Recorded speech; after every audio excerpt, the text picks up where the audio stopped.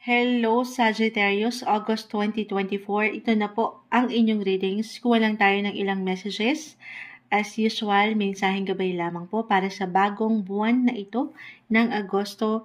Sagittarius, lagay lang natin sa gilid. Anong maiwan natin para sa mga taong ito? Message. Sagittarius, this month, August 2024, may bumagsak na. Anong maiwan natin para sa kanila? Sagittarius, taong nakikinig ngayon, August 2024. Ano po yan? May bumagsak na rin. At pa tayo. Tumatalon sila. Usually, kakat na sana natin, pero natalon. Pag natalon, hindi natin pipigilan. Sagittarius. Okay. Page of Pentacles, Reverse, the Wheel of Fortune, and the King of Wands. Okay. Ito na. Ano yan, Moonchild? Wheel of Fortune. Dito pa lang. Tinapos na tayo. Nasa inyo ang alas ngayong August. Merong something, hindi lang something, maaaring big of a something ito. May magagandang possibility. Andiyan na lahat. Claim na natin. Mapatrabaho, pera, relasyon. Okay, meron lang ito. The Page of Pentacles is in reverse. Wala namang perfect. Para sa ilan sa inyo, sa mas practical, bakit ako kasi ang Wheel of Fortune hindi laging nasa inyong alas eh. 'Di ba? Syempre, umiikot ang buhay, Wheel of Fortune. Minsan nandyan, ang ups and downs sa reality, ups and downs, highs or lows ng life, walang perfect na situation, relationship. Pero papangatin nyo dito yung disiplina. Okay, the King of Wands, Page of Pentacles. Kasi po, may magandang progreso. Ulitin ko, hawak nyo dito ang magandang posibilidad, may ilang magandang potensyal na may kaugnayan sa pera, trabaho, relasyon, partnership, business man dito or personal, professional sector. Magaganda po. Umaangat yung inyong pagiging kingly or queenly. Okay, relationship-wise, isa-isahin natin. May pag-init sa inyong buhay, pag-ibig. Parang exciting ang ilang ganap ngayong August, Sagittarius. May pag-spark. Kasi parang meron na kayong natutunan, patuloy na matututunan, madidiscover sa inyong mga kapareha. Or if single, meron kayong madidiscover or merong someone, why not? Na pwedeng tumatak ngayon pa lang para sa ilan sa inyo kung andito kayo sa dating stage. Merong patuloy na tumatatak and dito pa lang, ulitin ko, love life or career, sector, nag-aapoy. Nag-iinit, may spark, may kilig.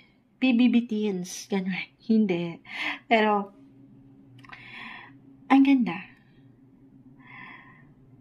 Puro maganda yung sinasabi ni Moonchild. Ayun lang, Page of Pentacles. Matutunan sana tayo. Parang pinapaalalahanan kayo dito na yung discipline paangatin. Kasi lalo pa kung meron kayong ilang pinagdaanan na from the past, relationship or partnership sa business, work, tayo po ay general reading. Gagamitin nyo na ngayon. Okay? Isang reminder to marahil. Nagagamitin nyo yung ilang aral na nabaon nyo na para dito sa mas pwede nyo ikalago ngayong Agosto. Meron pong good news. Good luck is on your way. August 2024, Sagittarius. Okay. Ano pa? Ang ma-add natin dito. Relationship. Okay. Siyempre pa hindi mawawala. Since may pag-init sa relasyon, I feel dito na bilang kayo yung mga travel sign, parang merong pag-travel kasama ang kapareha, or kahit sa simpleng pagpaplano pa lang ito, meron ba kayong gustong puntahan, meron kayong gustong ma-discover, matutunan pa or ma-experience together, maganda po yung posibilidad right now. Okay? Parang dyan kayo higit or maybe isang reminder to spend more quality time pagdating sa yung kapareha, pamilya, relationship. Anything harmony po. Balance. Higit na pag-uunawaan, yung respect, and yung love. Okay. Other messages. Okay. So, yung productivity sa buhay, trabaho man, or business, andito po. This is the best month para sa iyo mga Sagittarius to promote yourself. Or to promote something. Pakita niyo yung inyong mga boss, iparating niyo, express or use your voice this time. Parang andito kasi yung, sabi ko nga, on fire, nag-iinit po. Walang hindi posible sa inyo. I-claim na natin yan. I know ang tamis ng sinasabi ni Moonchild. Pero maring kusa kasi aangat to eh. Yung pagiging leader nyo or pagiging entrepreneur nyo.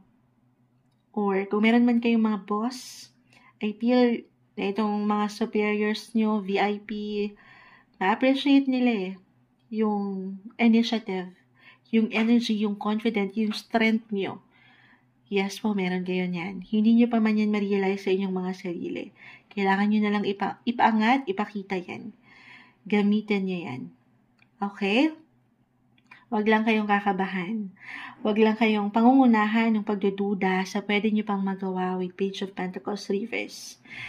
Papahintulutan nyo, okay, na maipakita. Minsan, yung opportunity, sabi nga, di ba? Hindi naman yan kusa para sa lahat. Sa reality, magkakaiba tayo. Hindi yan kusang dumarating sa atin. Take advantage, guys. Wheel of Fortune ay narito. And astrologically, si Mars, si planet Mars, si Mare is currently, right now, is in your 7th house. So, dito, ang lawak niyan. Relationship, partnership. So, nag-iinat. Makikita kayo, mapupuna kayo. Parang gantong-ganto rin yung ilang iwan ko kung napakinggan nyo ang mga Leo. Bilang fire sign. Oo, pareho naman kayong fire signs. Pero, paangatan yung inyong makakayanan dahil meron kayo niyan. Huwag niyong pagdudahan ng inyong sarili. Okay? Pero overall, may pag-increase po ng appreciation, ng love, ng affection, mapatrabaho man, or buhay karera ito para sa inyo. Ayan, gumagalaw pa yung tela natin dito. May patela si Moonchild. Kuha tayo ng pinaka-exact coins advice para sa mga Sagittarius. Ngayong August, ayan, may sumasama sa akin kamay. Dalawa to, hindi natin pipigilan. Humility and connections. Uy! Connections. So, remain open. Stay open sa ilang possibility. Umangat yung connection. So, dito, Wheel of Fortune. Maaring may paglawak ng inyong network or meron talagang someone na pwedeng mag-provide sa inyo ng something. Merong magkahain ng something or meron talagang ihahain sa inyo ang universe this time. This month, August 2024, i-claim na natin yan. So, syempre pa, magiging bukas tayo. Okay, maging bukas kayo sa pagkokonekta na ito. Sa ilang connection, friendship, workmates, sa ilang groups na meron kayo, be open sa ilang possibility.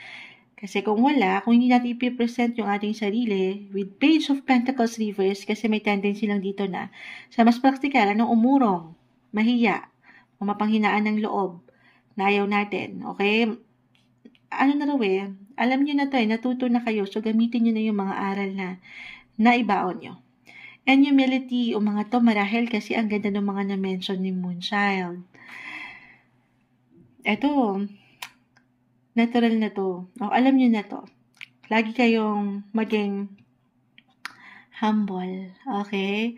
I mean, magpapakumbaba. Gaano man minsan, ito claim na natin, tayo ay itinataas ng madla or ng ating nag-iisang lumikha. Wow, masyadong rhyme yung ating sinasabi dito. Pero, pagpapakumbaba lamang. Okay?